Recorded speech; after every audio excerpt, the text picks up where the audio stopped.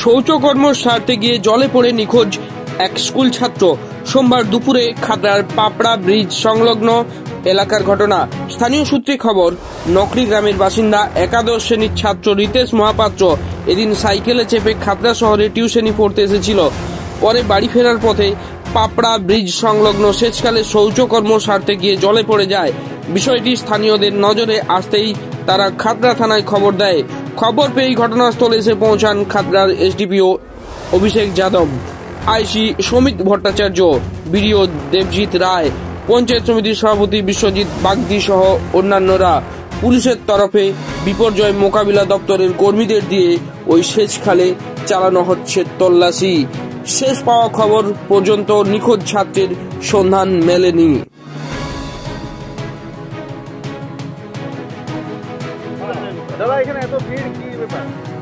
আমরা শুনলাম যে এখানে একটা ছেলে পড়ে গেছে এই ক্যানেলে, 11 পরে নগরীতে বাড়ি। তারপরে একজন ব্যক্তি চেষ্টা করেছিলেন সেই সময় উদ্ধার করার জন্য, কিন্তু উনি পারেননি, ডুবে গেছে। এরপর ওই শুনে আমরা এখানে সবাই এসেছি। এখন কি করছে পুলিশ?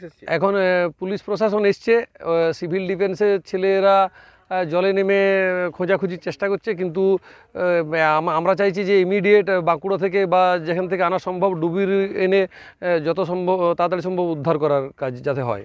কারণ সিভিল ডিফেন্সের যে ছেলেরা তারা কেউ ট্রেন নয়, তারা জলে উপর থেকে ভেসে বেরিয়ে তো আর খুঁজে পাওয়া যাবে না। ঠিক আছে, তাহলে উপযুক্ত যাতে ব্যবস্থা প্রশাসন নেয় তাড়াতাড়ি উদ্ধার করার জন্যে, তার জন্য আমরা সবাই বলছি। আপনার নাম? শান্তনু সিংহ। দাদা কি হয়েছে এখানে?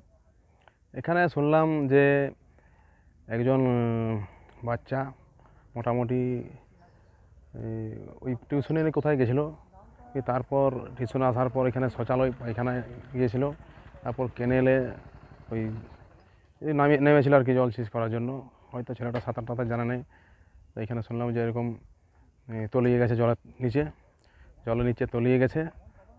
আর প্রশাসনের লোক দেখছি চারদিক থেকে সব এসেছে, খোঁজ চালানো হচ্ছে, ডুবরি এসেছে, খোঁজ চালানো হচ্ছে। প্রশাসনের লোক সব দেখছি চারদিকে সব খোঁজাখুঁজি প্রচুর চলছে। তাই আমার এদিকে বাড়ি নাড়াখামে গ্রামে, শুনলাম নাকি নগরীর ছেলে, আমার এই সামনেই বাড়ি, এটা দিয়ে যাচ্ছিলাম আর কি। দেখলাম যে প্রচুর লোক, প্রশাসনের অনেক গাড়ি এসছে, থানার আইসি দেখলাম উনিও এসছেন, তো সকলে মিলে এখানে খোঁজাখুঁজি চলছে আর কি। কি নাম আপনার? আমার নাম মনোরঞ্জন গড়াই, বাড়ি শ্যামসুন্দরপুর।